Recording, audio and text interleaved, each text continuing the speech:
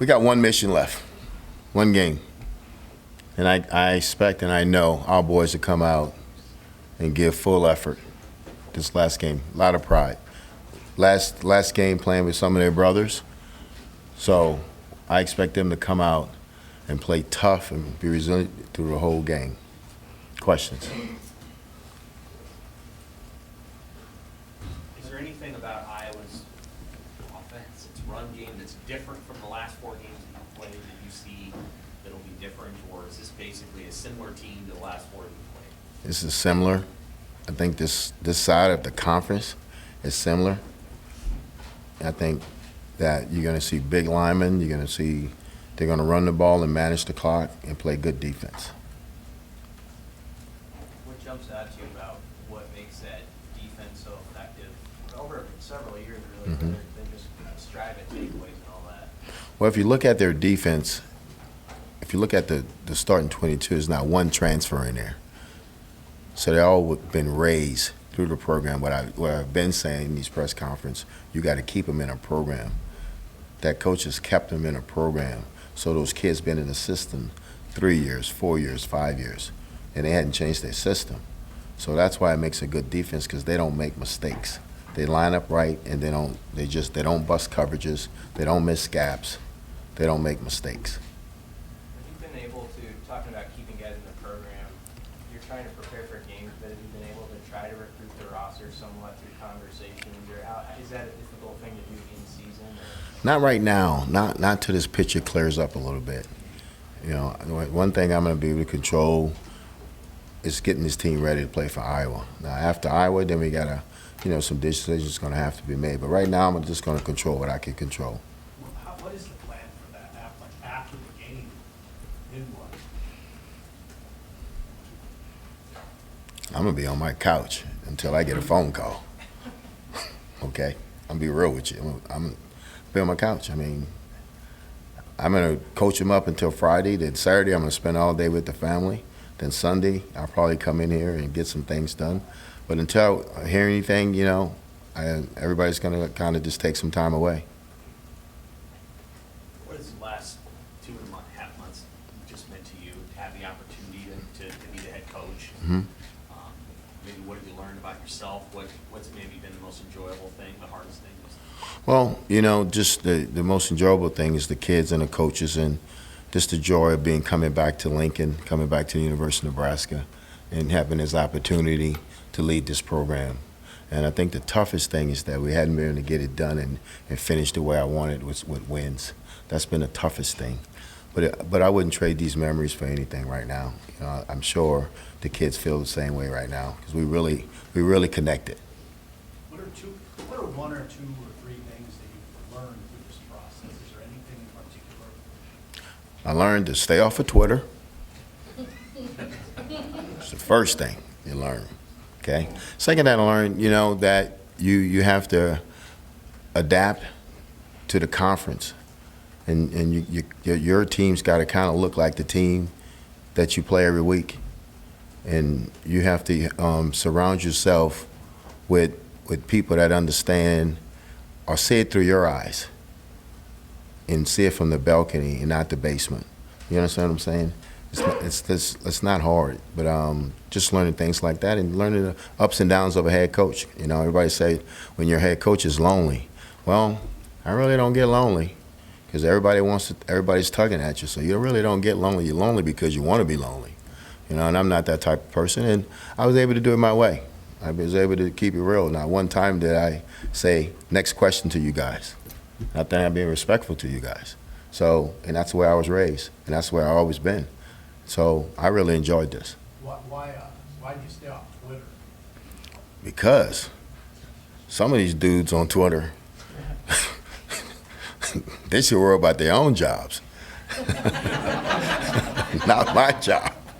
Not my job, because they're not going to make any decisions. But it's funny, some of the things they say, and it was best that when I took over, everybody said, oh, stay off of Twitter. That's my brother Vance told me the first thing, hey, shut social media down, stay off it. And I don't think he ever had it, so it was cool. Mickey, talking about just doing things your own way, how do you think you set the foundation for this program going forward, if you do think you Well, I think they're better now than when I found them.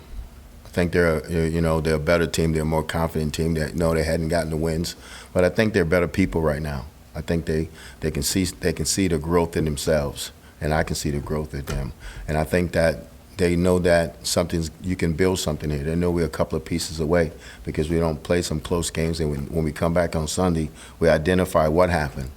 So we know we're a couple of pieces away that we need to get up in here to help us get over that hump. What was your level of concern with where the team was when you took it over on September 11th?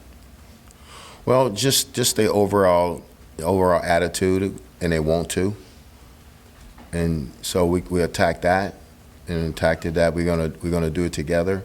And I think it was more of not them meeting me on my side of the table and not meeting on their side of the table, that we meet in the middle, because that's what men do. We meet in the middle, and we agree to disagree. And I think they understood that. And I also think that I was easier to approach, that you were able to sit down with me and I was able to say, oh yeah, I was wrong with that. I shouldn't have did it that way. And I think they understand that, because like I say, you're dealing with the why generation. If you say, hey, knock down that wall, they're gonna ask why. And the only thing I ask you to do is what? Knock down that wall, So knock on the wall, knock down it, but they're going to ask why. So you got to have an answer for them. They're different, and they need to have your arm around them a lot, And I think they understand that I do care about them. Would you say that you work well with Bush? Why is that part work well? And why did you want him in that role? Because we worked together at LSU, and I knew that we played good defense at LSU, and I know we didn't do a lot. But we were sound in the scheme wise, what we were doing, and I know he would do the things that I wanted to do on defense, with the tight front and playing some zone coverage and mixing it up and sending some blitzes and and quiet down, sending heat, So I understood that. And the thing about me, Bush and I worked together for a couple of years, so we was able to share notes and compete against each other, and I know he was going to compete. And I know if I was wrong with something, that he was going to walk in my office and say, hey, I think we should do it this way. And if I say, no, we need to do it that way, then he would have jumped on board and did it. But he wouldn't let me just do, something that didn't make sense. And that's why I appreciate Bill Bush. Mickey, updating from last week, have you had any conversations with Trev about your future here? No, I think that's probably over the weekend or next week sometime. You talked about kind of meeting in the middle with the players and being the Y generation. How much of that had to also occur between the coaching staff once you took over? Well, same thing with them. I let you coach your position. I'm not a guy that going to come in your position room and just take over. So you let them coach their position, and you watch their position. Then you evaluate them. But if you see something wrong, then you bring it to their attention. You don't beat them with the pen. So that's meeting in the middle. Hey, Mick, what does this rivalry mean to you, and how do you play with the boys that they have a real opportunity to go after it and get a meaningful win here? Yeah, they can be the spoiler. Yeah, we talked about that. And I think it's the next game, and I know it's a rival game, so I know they're going to be up for it. They're going to be up for it. They're going to come out and play in full force this game. I know it hasn't gone how you wanted up front, but what can you say, I guess, about Donovan Raiola taking on kind of a tough assignment with some injuries that have popped up and stuff, and just the younger coach in some respects working through this year? I think Donnie's going to be okay. Donnie, it's football. It's going to have injuries, and you got to coach through it. But I thought Donnie's did a great job with that offensive line this year of piecing it together, because he's missing a couple of pieces. But I think those guys up front, they came out every practice and every game, and they gave everything that they had, and that's all you can ask. How do you feel like you guys have done this from a penalty standpoint? What's your general approach in limiting flags? Well, you have the refs in practice, and you talk to them about it. If you think you see it, throw it, and you try to get your kids to not have pre-snap penalties. That's what hurts you. The pre-snap penalties hurt us. I mean, if it's a holding call, pass interference, that's an aggressive call. But the pre-snap penalties hold you, jumping off sides, lining them off sides, things of that sort. Hey, Mickey, what are your feelings about the 10 guys on staff that you've coached with all this season, and especially the way that they've operated over the past 2.5 months with the uncertainty that's existed? They've been great. They've been giving everything they had when they come into the office. I mean, I'm sure they got to take care of business and make phone calls, but they've been very professional throughout the time that I've taken over, and you really appreciate that from them. How does Casey look? Casey threw the ball better today. He was a little rusty last week, but today I thought he really threw the ball well today. Have you had any conversations with Casey about his future at Nebraska, future in college football, or are you waiting till after? No, we hadn't. The only thing Casey and I had talked about is him. He's going to graduate. He's going to get his master's in December, and I was congratulating him on that. But it's not going to be my decision about these kids' future. They're going to make the decision with their family. Casey comes from a strong family, family that understands the business, so they'll make the best decision. But Casey wants to stay here at the University of Nebraska. You were so instrumental in getting him here. Do you feel more connected with Casey than of the other players you've had? No, I feel connected with all of them. I just been knowing Casey a little longer, just like Trey. But I love all my players. I connect with all of them. What would your message be to your players, about after the game, how they approach that? Well, I think the message to them is like, let's sit back and wait and see until we hear anything. And once we hear something, then we'll act on it.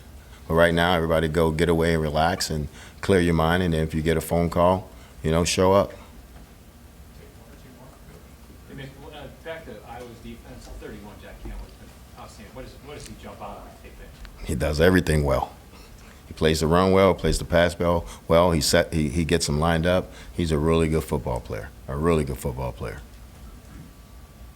Anything else, guys? Hey, Mickey, Quentin just talked in the hallway about his growth as a leader over the course of the season. What have you seen from him in that area?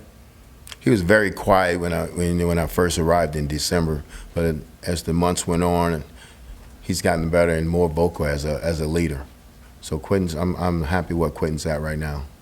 Hey, Mick, I know you prioritized strengthening relationships around the state in your time as interim coach in recruiting, and you can't comment on the individuals, but as these championship games are going and last night, the level of play that we saw on the field, what do you think about the importance for Nebraska to continue to do that in the future and prioritize those kinds of kids? I think when you look at the kid and you know he's a no-brainer, don't dance around it and pull the trigger on him and keep him here and make sure that you keep all the good players here in the state of Nebraska.